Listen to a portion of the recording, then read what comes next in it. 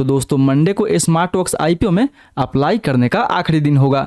And फिलहाल अभी तक देखा जाए तो इसके ग्रे मार्केट में आपको उतना ज़्यादा डिमांड देखने को नहीं मिलेगा।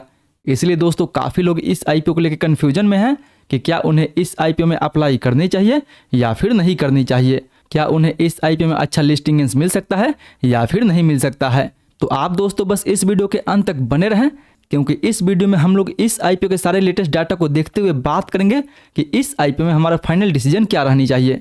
क्या हमें इस आईपीओ में अप्लाई करनी चाहिए या फिर नहीं करनी चाहिए।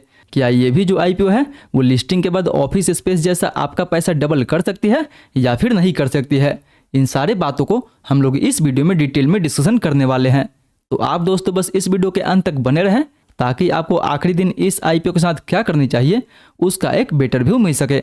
तो फिर चलिए बिना आपका समय गंवाए सीधा वीडियो में आगे बढ़ते हैं और सबसे पहले बात कर लेते हैं इसके लेटेस्ट सब्सक्रिप्शन के बारे में कि दूसरे दिन तक इस आईपीओ टोटल कितना सब्सक्राइब किया गया है। तो दोस्तों अगर सबसे पहले क्यूआईबी कोटा के बारे में बात करें तो क्यूआईबी की तरफ से ये जो आईपीओ है वो ऑलमोस्ट 64% के आसपास तक सब्सक्राइब हो चुका है। यानी दूसरे दिन ये जो आईपीओ है क्यूआईबी कोटा में 50% से ऊपर सब्सक्राइब हो चुका है, जो देखा जाए तो काफ़ी अच्छा माना जाएगा इस आईपीओ के लिए। क्योंकि दोस्तों जनरली देखा जाए तो कितना भी अच्छा आईपीओ आता है तीसरे दिन ही उसमें क्यूआईबी कोटा हमें ज़्यादा सब्सक्राइब देखने को मिलता है। इसीलिए क्यूआईबी कोटा अगर दूसरे दिन ही 64% के आसपास सब्सक्राइब हो चुका है तो उम्मीद है कि तीसरे दिन ये जो आईपीओ है वो 80 गुना के ऊपर सब्सक्राइब हो सकता है क्यूआईबी कोटा में। एंड दोस्तों अगर तीसरे दिन इस आईपीओ क्यूआईबी कोटा में केवल 80 गुना के आसपास तक सब्सक्रिप्शन मिलता है तो इस आईपीओ के जीएमपी में भी हमें काफ़ी तेजी देखने को मिल सकता है। सो फिलहाल अभी तो क्यूआईबी कोटा 64% के आसपास तक भरा हुआ है, जो देखा जाए तो काफ़ी अच्छा माना जाएगा इस आईपीओ के लिए। वहीं अगर एचएनआई कोटा के बारे में बात करें तो दोस्तों इस आईपीओ को एचएनआई कोटा में लगभग 2 गुना के आसपास तक ऑलरेडी सब्सक्राइब कर दिया गया है, जो बिग एचएनआई में 2 गुना के आसपास तक एंड स्मॉल एचएनआई में 1.5 गुना के आसपास तक। बट दोस्तों अगर बात करें रिटेल के बारे में तो इस आईपीओ का जो रिटेल कोटा भी है वो भी दूसरे दिन तक पूरा सब्सक्राइब हो चुका है। यानी ऑलमोस्ट 1.2 टाइम्स के आसपास तक रिटेल कोटा भर चुका है। यानी अगर दोस्तों इस हिसाब से इस आईपीओ का टोटल सब्सक्रिप्शन देखा जाए तो इस आईपीओ को जो टोटल सब्सक्रिप्शन मिला हुआ है वो ऑलमोस्ट 1.2 टाइम्स के आसपास तक मिला हुआ है, जो एक काफ़ी हेल्दी सब्सक्रिप्शन माना जाएगा इस आईपीओ के लिए, क्योंकि ये जो आईपीओ है दूसरे दिन ही पूरा भर चुका है। सो क्या इसके लेटेस्ट सब्सक्रिप्शन को देखते हुए हमें इस आईपीओ में अप्लाई करनी चाहिए या फिर नहीं करनी चाहिए। तो दोस्तों लिस्टिंग गेंस के लिए अगर सबसे पहले हम लोग बात करें इसके जीएमपी के बारे में तो फिलहाल इसके ग्रे मार्केट में लगभग आपको 5% के आसपास डिमांड देखने को मिल जाएगा। यानी यही डिमांड पहले 10% के आसपास था, बट अभी देखा जाए तो 5% के आसपास इसका अच्छा खासा डिमांड बना हुआ है। यानी अगर आप इस आईपीओ में अप्लाई करते हैं तो एज पर जीएमपी आपको लगभग 700 के आसपास तक प्रॉफिट देखने को मिल सकता है पर लॉट पे। बट दोस्तों जैसे कि आप जानते ही हैं कि हमें किसी भी आईपीओ के जीएमपी पे पूरा विश्वास नहीं करनी चाहिए, क्योंकि जीएमपी एक टेंटेटिव गेन होता है जो मार्केट को देखते हुए कभी भी ऊपर नीचे हो सकता है। एंड इसका रिसेंट एग्जांपल आप इसी आईपीओ को ले सकते हैं। हालांकि इस आईपीओ का जीएमपी पहले 10% के आसपास था, बट अभी रिसेंट में जैसे ही मार्केट में गिरावट देखने को मिला है वैसे ही इसके जीएमपी में हमें काफ़ी गिरावट देखने को मिल गया है। इसीलिए आपको किसी भी आईपीओ के उसके जीएमपी पे पूरा विश्वास नहीं करनी चाहिए। आपको देखना होगा तो कंपनी के फंडामेंटल को देखना होगा, बिजनेस को देखना होगा एंड इसके वैल्यूएशन को देखना होगा। तो अप्लाई करना है या फिर नहीं करना है उसके लिए हम लोग बात करेंगे इस कंपनी के फंडामेंटल के बारे में। तो देखा है दोस्तों तो ये जो कंपनी है वो एक लॉस मेकिंग कंपनी है। यानी अगर आप इस कंपनी को प्रॉफिट लेवल पे देखते हैं तो आपको ये कंपनी एक लॉस मेकिंग कंपनी नज़र आएगी। बट वहीं अगर आप इस कंपनी को EBITDA लेवल पे देखते हैं तो इस कंपनी जो EBITDA मार्जिन है वो दोस्तों 64% के आसपास है। यानी इस कंपनी का ऑपरेशनल लेवल पे प्रॉफिटेबिलिटी काफ़ी हाई है, क्योंकि इसके रेवेन्यू में भी आपको ईयर ऑन ईयर बेसिस पे डबल डिजिट का ग्रोथ देखने को मिल जाएगा।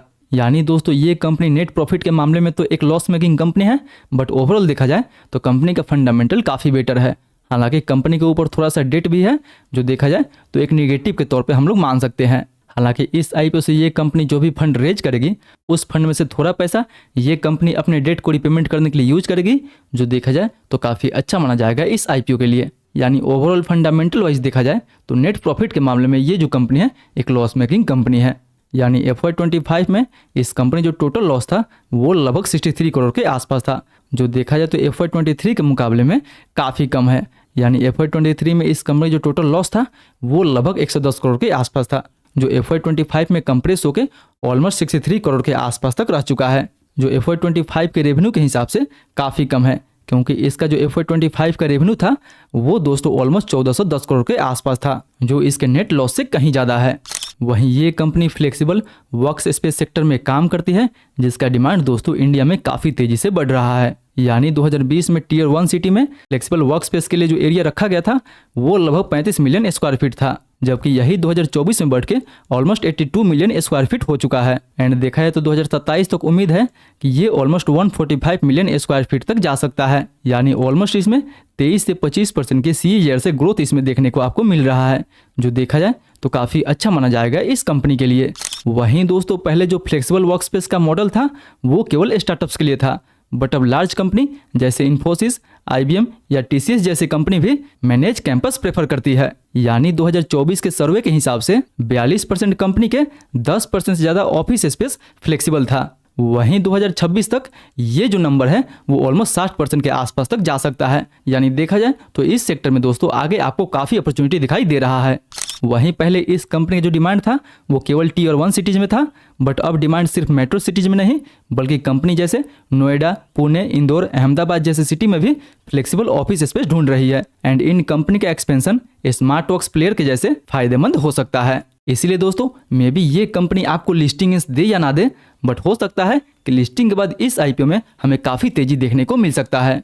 हालांकि दोस्तों आपको याद है कि अगले साल इसी जैसी एक सिमिलर कंपनी ऑफिस स्पेस थी जो अपना IPO लेके आई थी। एंड देखा जाए तो ऑफिस स्पेस के IPO पे भी आपको लगभग 5% का लिस्टिंग गेंस देखने को मिला था, क्योंकि लिस्टिंग के दिन ये जो IPO था ऑलमोस्ट 435 रुपये के आसपास तक लिस्ट हुआ था। बट लिस्टिंग के बाद 2-4 दिन ये IPO थोड़ा सा नीचे भी गया था, बट जब ये IPO ऊपर चलना शुरू किया था तब ये अपने इन्वेस्टर्स का जो पैसा था वो ऑलमोस्ट डबल कर दिया था। यानी दोस्तों इस IPO का लिस्टिंग आपको 435 रुपये के आसपास तक देखने को मिला था, जबकि ये जो IPO था वो लगभग 950 का हाई भी बनाया हुआ था। यानी लिस्टिंग के बाद भी ऑलमोस्ट आपको 100% के आसपास रिटर्न बना के दिया हुआ था। एंड यही नहीं दोस्तों, ये भी कंपनी जब अपना IPO लेके आई थी तब उस समय ये जो कंपनी थी एक लॉस मेकिंग कंपनी थी। यानी जैसे अभी स्मार्ट वर्क्स एक लॉस मेकिंग कंपनी है, वैसे ही ऑफिस स्पेस भी एक लॉस मेकिंग कंपनी थी। हालांकि अब ये तो प्रॉफिटेबल हो गई है, बट उस समय ये कंपनी जब अपना IPO लेके आई थी तो उस समय ये कंपनी एक लॉस मेकिंग कंपनी थी।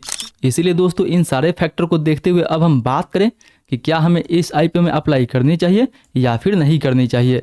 एंड अगर अप्लाई करनी चाहिए तो लिस्टिंग गेंस के हिसाब से करनी चाहिए या फिर लॉन्ग टर्म का व्यू लेके हमें इस IPO में अप्लाई करनी चाहिए। तो दोस्तों जैसे कि इस कंपनी के सेक्टर, फंडामेंटल एंड बिजनेस देखने के बाद आपको पता लग ही गया होगा कि ये कंपनी लॉन्ग टर्म के लिए बेटर रहने वाली है। बट दोस्तों अगर आप केवल लिस्टिंग गेंस के हिसाब से अप्लाई करना भी चाहते हैं तो अगर तीसरे दिन इसके QIB कोटा में काफ़ी अच्छा खासा 80 से 100 गुना के आसपास तक सब्सक्रिप्शन आपको देखने को मिल जाता है तो इस IPO का GMP भी अच्छा खासा बढ़ सकता है।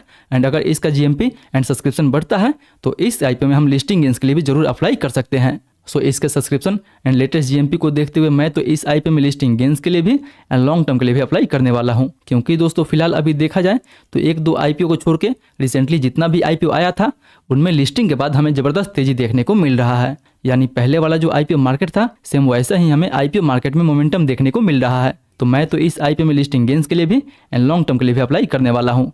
बाकी आपका क्या डिसीजन है, आप इस IPO में लिस्टिंग गेंस के लिए या फिर लॉन्ग टर्म के लिए अप्लाई करने वाले हैं, वो भी हमें नीचे कमेंट करके जरूर बताएं। तो आई होप दोस्तों आज का वीडियो आपको काफ़ी इन्फॉर्मेटिव लगा होगा। अगर वीडियो थोड़ा सा भी अच्छा लगे तो वीडियो को लाइक करें, चैनल को सब्सक्राइब करें एंड जो भी आपका सवाल हो मेक श्योर कि नीचे हमें कमेंट करके जरूर पूछें।